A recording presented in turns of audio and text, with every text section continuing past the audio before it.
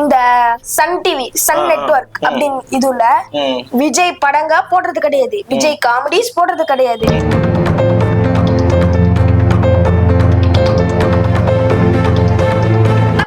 வண்டியில வரும்போதே சைட்ல யாரோ அவங்க பின்னாடி ஓடி வந்துட்டு ஒரு பவுன்சர் யாரோ கீழே விழுந்துட்டாங்கன்ட்டு மேல நின்னுட்டு இருந்த தளபதி 2 செகண்ட்ல கீழே ஓடி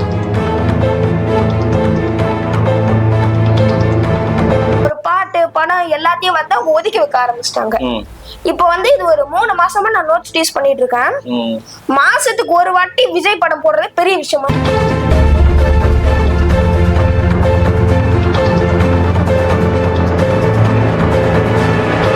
எதெல்லாம் எடுத்துட்டு வந்தாங்கன்னா எங்க விஜய் பிரச்சாரத்துக்கு வரும்போது பாட்டு பாடினா அவங்களும் பாட்டு பாடுறாங்களே, அது என்ன பாட்டு ஏதோ பாடினாங்க, சூப்பர் ஸ்டார்.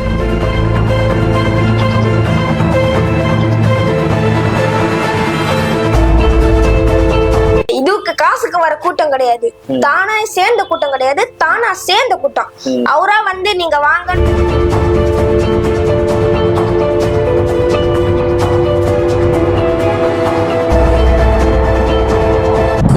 இப்ப தளபதிக்கு இப்ப இதெல்லாம் உங்க தளபதி பாத்துட்டு நான் ஸ்கூல் போக மாட்டேன் நீங்க ஓட்டு போடல நான் சொன்னேன் அப்படின்னு தளபதி கோச்சிக்க மாட்டாரு? அவரு கோச்சிப்பாருதான், அது வந்து ஒரு இதுதான். ஆனா எங்க தளபதிக்காக அதை நாங்க பண்ணிதான் ஆகணும். இப்போ வந்து நாங்க ஸ்கூல் போட மாட்டோங்கிறது முக்கியமான எக்ஸாம் டேஸ்ல அந்த மாதிரி டைம்ல நாங்களே போக மாட்டோம். எங்க தளபதி சொன்ன மாதிரிதான் படிப்பு ஒரு மனுஷனுக்கு வாழ்க்கையில ரொம்ப முக்கியம். அந்த படிப்பை விட்டுற மாட்டோம், படிப்புக்கு போவோம். இப்ப என்னைக்காவது ஒரு நாள் ஸ்கூல் வந்து டீச்சர்ஸ் இருக்க மாட்டாங்க நிறைய. எங்க ஸ்கூல்ல வந்து டீச்சர்ஸ் வந்து அப்பப்ப கொஞ்சம் வெளியே போவாங்க, மத்த பிரான்ச்சஸ்க்கு போய் ஹெல்ப் பண்றதுக்கு போவாங்க. அப்படி போகும்போது ஸ்கூல்ல முக்காவாசி டீச்சர்ஸ் இல்லாம சும்மா 2-3 டீச்சர்ஸ் மட்டும் தான் இருந்து மத்த ஸ்கூல்லயும் பாத்துப்பாங்க. அப்ப வந்து பசங்க ரொம்ப அடிக்கிறது இது பண்றதுன்னு அப்ப வந்து ஒரு சில பிரச்சனைகள் வர வாய்ப்பு இருக்கு. அந்த மாதிரி டைம்ல வந்து நாங்க ஸ்கூலுக்கு போக மாட்டோம். அந்த மாதிரி டைம்ல தான் இந்த வேலையில பார்க்கணும். இந்த சாக்கா வச்சு அந்த ஸ்கூல் போக மாட்டோம். அப்ப வந்து கிளாஸ் எதுவும் நடக்காது. அது நம்ம போனாலும் சும்மா ஸ்கூல்ல போய் சும்மா புக்க திறந்து வச்சு உட்கார விட்டா முடியும், வேற எதுவும் கிளாஸ் நடக்காது. அது மாதிரி ஒரு சில நாட்கள்ல நம்ம தளபதிக்காக அந்த நாட்களை செலவழிச்சு எங்க வீட்டுல இருக்கிறவங்க கிட்ட நாங்க ஓட்டு வாங்குவோம். இது வரைக்கும் என் வீட்டுல இருந்து மட்டும் 17 ஓட்டு கன்ஃபார்ம் ஆயிருக்கு. இந்த மாதிரி ஒரு வீட்டுக்கு 17 இல்ல, ஒரு 5 பேரு வீட்டுக்கு 5 பேர்னா கூட எவ்வளவு ஆச்சு கணக்கு. ஆல்ரெடி தமிழ்நாடுடைய முக்காவாசி இது வந்துடும், ஜெயிச்சிருவாரு, அவ்வளவுதான் அவ்வளவுதான். பயங்கரமான கணக்கா இருக்குடா. உங்க தளபதி நீங்க கொண்டு வந்து உட்கார வச்சுட்டீங்க போல் இருக்க. வச்சிடணும் அப்படிங்கறதுக்காக தான் விடாம போராடிட்டு இருக்கோம். வெப்பம் கண்டிப்பா வெப்பம். சரி, இப்ப இவ்வளவு நீ சொல்றிய, தலைவர் வந்து பிரச்சாரம் நிறைய, இப்போ நேத்து கூட எல்லாம் போயிருந்தாங்க இல்லையா, அங்க ஒரு நிறைய அவருக்கு வந்து வரவேற்பு கடுமையா கொடுத்தாங்க, நிறைய ஃபன் பண்ணாரு உங்க தலைவர். அதெல்லாம் பாத்தியா? நிறைய கிஃப்ட் எல்லாம் கொடுத்தாங்க, கூலிங் கிளாஸ் இதுன்னு நிறைய விஷயங்கள் கொடுத்தாங்க, பொம்மை எல்லாம் கூட கொடுத்தாங்க. இதெல்லாம் பார்க்கும்போது உங்களை மாதிரி யங்ஸ்டர்ஸ், அதாவது அவங்களுக்கு சிறார் படை ஆர்மி, தளபதியோட ஆர்மி, நீங்க அதை எப்படி என்ஜாய் பண்றீங்க? அதான் அதாவது வந்து அது ரொம்ப எங்களுக்கு வந்து அது ரொம்ப ஒரு ஹாப்பியான விஷயம். ஏன்னா நாங்க வந்து அண்ணாந்து பார்த்த ஒருத்தர் நாங்க குடுக்கற கிஃப்ட் அவங்க ஏத்துக்கும் போது அது எங்களுக்குள்ள ஒரு சின்ன ஒரு சந்தோஷம். சின்ன சந்தோஷம் இல்ல, அது மிகப்பெரிய ஒரு சந்தோஷம் எப்பவுமே. அதாவது வந்து பாத்தீங்கன்னா நேத்து வந்து ஒரு பையனை வந்து தோல்ல தூக்கி வச்சுன்னு அந்த பிரச்சார வண்டியில அவர் போயிட்டு இருந்தாரு. அப்ப வந்து அந்த பையன் அந்த சின்ன இதுவோ அந்த பசங்களோட இடத்துல நாங்க யோசிச்சு பார்த்தோம்னா அது எவ்வளவு ஒரு மிகப்பெரிய விஷயங்கிறது எங்களுக்கு தான் தெரியும். ஏன்னா வந்து அவர் வந்து ஒரு சாதாரண அரசியல் கட்சி தலைவர் மட்டும் இல்ல, ஒரு உலகம் அறிஞ்ச ஒரு மிகப்பெரிய நடிகரும் கூட.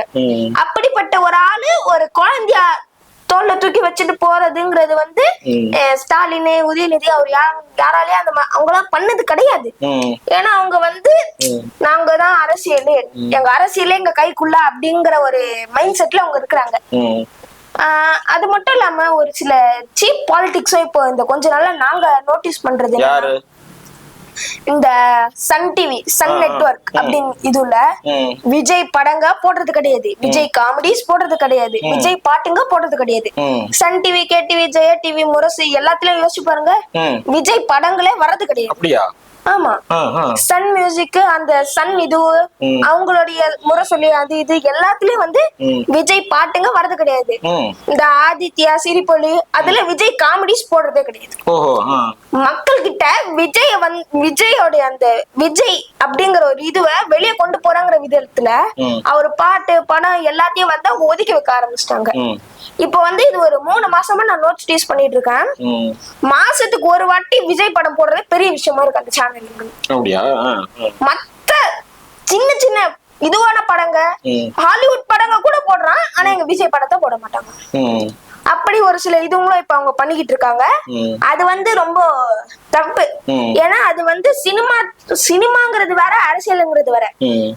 அரசியல் கூட சினிமாவை எடுத்துட்டு வர்றதுங்கிறது what uncle this and all very bad, very bad. இதெல்லாம் தப்பு. யாருக்கு சொல்றீங்க இது? Stalin uncle, this is for you, very bad uncle. சரி, நீ இதெல்லாம் சொல்றியே, இப்ப இந்த மாதிரி பண்ற இந்த ஃபன் மூமெண்ட் அதே மாதிரி எதிர்கட்சியில இருக்கிறவங்களும் தான் பண்றாங்களா? அவங்களும் தான் எல்லாமே பண்றாங்க. தம்பு சுத்துறது இது பண்றது எல்லாம் தான் பண்றாங்க. அதெல்லாம் ஃபன்னா இல்லையா?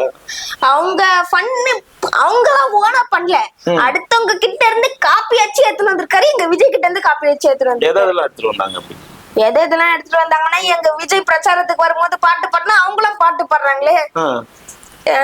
அது என்ன பாட்டு ஏதோ பாடினாங்க, சூப்பர் ஸ்டார் யாருன்னு கேட்டா சின்ன குழந்தையும் சொல்லும். அவர் தான் பாட்டு பாடுறாரு ஸ்டாலினே. எதுக்கு இந்த வேலை? தேவையில்லாத வேலை தானே இது. அதே மாதிரி தளபதி வண்டியில வரும்போது சைட்ல யாரோ அவங்க பின்னாடி ஓடி வந்துட்டு ஒரு பவுன்சர் யாரோ கீழே விழுந்துட்டாங்கன்ட்டு மேல நின்றுட்டு இருந்த தளபதி 2 செகண்ட்ல கீழே ஓடி வந்து அவருக்கு என்ன ஆச்சுன்னு கூட்டத்துக்கு நடுவில் அவரு போய் பாக்குறாரு. இவரு ஏதோ ஒரு விஷயத்துக்கு கீழே இறங்குறதுக்குள்ள 10 நிமிஷம் ஆகுது. அவரு மெதுவா வந்து சீட்ல இருந்து இறங்கி அவர் சீட் பெல்ட் எடுத்து போட்டு உட்காந்து அவரு கீழே வரதுக்குள்ள அங்க இருக்க கூட்டமே கலைஞ்சு போயிடும் போல இருக்கு. அவ்வளவு லேட் ஆகுது ஸ்டாலினுக்கு. தாத்தா, நான் சொல்றேனே தப்பா நினைச்சுக்காதீங்க, வயசாகுது, அதனால கொஞ்சம் வீட்டுல இருந்தபடி ஆன்லைன் பிரச்சாரத்துக்கு போனீங்கன்னா நல்லா இருக்கும். நீங்க உங்க உடம்ப வருத்திக்காம இருக்கிறதுக்கு நான் வந்து ஒரு அட்வைஸ் தரேன், உங்க உடம்ப வருத்துக்காதீங்க. அதே மாதிரி இப்ப உதயநிதி ஸ்டாலினுக்கு வந்து ஒரு சில நாட்களா உடம்பு சரியில்லைன்னு நினைக்கிறேன். பிரச்சாரத்துக்கு கூட தொண்டை கரகரன்னு இருக்குது, அதனால என்னால பிரச்சாரத்தை கண்டினியூ பண்ண முடியாது, நான் பாதியில பிரச்சாரத்தை முடிச்சுக்கிறேன் அப்படின்ட்டு அவரு ஓடுறாரு. விஜய கலாய்க்கணும்னா மட்டும், விஜய் இமிட்டேட் பண்ணா மட்டும் அவருக்கு உடம்பு நல்லா இருக்கு. மற்ற நேரத்துல எப்படி உடம்பு கெட்டு போகுதுன்னு தெரியல. மேபி டாக்டர் கொடுக்குற மருந்து சரியில்லை போல இருக்கு, டாக்டரை மாத்துங்க, அவ்வளவுதான் நான் சொல்லி. அவரும் கூட நிறைய பிரச்சாரத்துல நிறைய ஃபன் பண்றாரு, நல்ல இன்டராக்ட் பண்ணாரு குழந்தைங்க கூட, அப்படி இப்படின்லாம் நிறைய பாக்குறோமே மீடியால. அது வந்து சும்மா, அது வந்து எங்க தளபதிக்கு பண்ணாதான் அது வந்து மாசா இருக்கும். நீங்க பண்ணா அது லூஸாவும் வேஸ்டாவும் தான் இருக்கும். அதனால நீங்களே பண்ணி நீங்களே உங்களை வருத்துக்காதீங்க. அதே மாதிரி உங்களுக்கும் ஒரு டைலாக் சொல்றேன், நம்ம யாருங்கிறது முக்கியம் இல்ல, நம்மளால என்ன முடியுங்கிறதா முக்கியம். உங்களால என்ன முடியும்னு உங்களுக்கு தெரியும், அதோட நிறுத்திக்கோங்க. அதை தாண்டி வெளியே வந்து நீங்களே அசிங்கப்படாதீங்க. சரி, இப்ப வந்தாச்சு, எலெக்ஷன் வந்தாச்சு, எல்லாம் பயங்கரமா சப்போர்ட் பண்ணி இப்ப தளபதி வந்து கண்டிப்பா ஆட்சிக்கு வந்துருவாருன்னு ஃபியூச்சர் சிஎம் அவர்தான், நம்ம கன்ஃபார்ம் பண்ணிக்கலாம், அவ்வளவுதான். இந்த எலெக்ஷன்ல கன்ஃபார்ம் பண்ணிக்கலாம், கன்ஃபார்ம் போலிங்க்கு முன்னாடியே, அவ்வளவுதான். ஆல்ரெடி அவரு ஓட்டு வீட்டுல கன்ஃபார்ம் ஆயிடுச்சு, அது போய் பூத்துல போடுறதுதான் வேலை. அது பெண்டிங் 23ஆம் தேதி வந்து முடிஞ்சிடும், பாத்துக்கலாம். அந்த அளவுக்கு வந்தாச்சு, கான்ஃபிடண்டா இருக்கீங்க. சரி, இப்ப அவரு சிஎம் ஆயிட்டாருன்னா, இப்ப உங்களை மாதிரி, ஏன்னா நீங்க தான் மிகப்பெரிய ஆர்மி அவருக்கு, அவரே சொல்லிட்டாரு, அதை என்னோட பலமே வந்து குழந்தைங்க, ஆமா இளம் சின்ன பசங்க அப்படின்றத சொல்லியிருக்காரு. இப்ப அவரு சிஎம் ஆன உடனே அவர்கிட்ட என்ன எதிர்பார்க்கறீங்க? எங்களுக்கு நாங்க எதிர்பார்க்கறது ஒண்ணுதான், எங்க தளபதி சிஎம் ஆனா போதும். அவர்கிட்ட இருந்து எதிர்பார்க்கறதுக்கு வந்து நாங்க இதுக்கு காசுக்கு வர கூட்டம் கிடையாது, தானா சேர்ந்த கூட்டம் கிடையாது, தானா சேர்ந்த கூட்டம். அவரா வந்து நீங்க வாங்கன்னு கூப்பிடல, நாங்களா போய் சேர்ந்திருக்கோம். எங்க கிட்ட இருந்து அவருக்கு நாங்க தான் அவருக்கு கொடுக்கணும். அவர்கிட்ட இருந்து நாங்க எதையும் எதிர்பார்க்கவும் மாட்டோம். நீங்க வந்தா போதுங்கிறது தான் எங்களுடைய இது. அவரு தான் வருவாரு, அவரு தான் வரணும். தளபதிக்கு ஏன் ஓட் பண்ணணும், தளபதி எப்படி எதுக்காக தேர்ந்தெடுக்கணும் அப்படின்னு சொல்லி நீ தளபதி சார்பா நீ சொல்லி கேட்டு. தளபதியை தேர்ந்ததற்கான ஒரே காரணம், மத்த அரசியல் கட்சி மாதிரி அவர் கிடையாது. மக்களுக்கு நேர்மையா இருக்கணும்னு நினைக்கிறாரு, நேர்மையா இருப்பாரு. இவங்க மத்தவங்க பண்ற மாதிரி அவங்க சென்ட்ரல் கவர்மெண்ட்ல வந்து 10,000 கோடிக்கு அவங்க வந்து இது பில்லு கொடுப்பாங்க, ஆனா இங்க செலவு பண்றது 5,000 கோடி கூட பண்ண மாட்டாங்க, மீதி அவங்களே எடுத்துப்பாங்க. அந்த மாதிரி எதுவும் இங்க நடக்காது. மக்களுக்காக எடுக்கிறது மக்களுக்காக மட்டுமே செய்யப்படும் எங்க தளபதியோட ஆட்சியில. அதுக்கு என்ன மாதிரி சின்ன பசங்களோட கேரண்டி 100% இருக்கும். இது சின்ன பசங்க பார்த்துட்டு இருந்தீங்கன்னா கமெண்ட் தளபதி ஆர்மின்னு கமெண்ட் பண்ணுங்க கீழே, உங்களோட சப்போர்ட்டை காட்ட.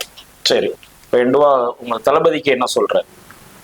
தளபதி, எங்க சின்ன பசங்க சார்பா நான் சொல்றேன், நீங்க கவலைப்படாதீங்க, நாங்க இருக்கோம். நீங்க எங்க போனாலும் உங்க கூட நாங்க வருவோம். யார் வந்தாலும் எதிர்த்து நம்ம சேர்ந்து நிப்போம்.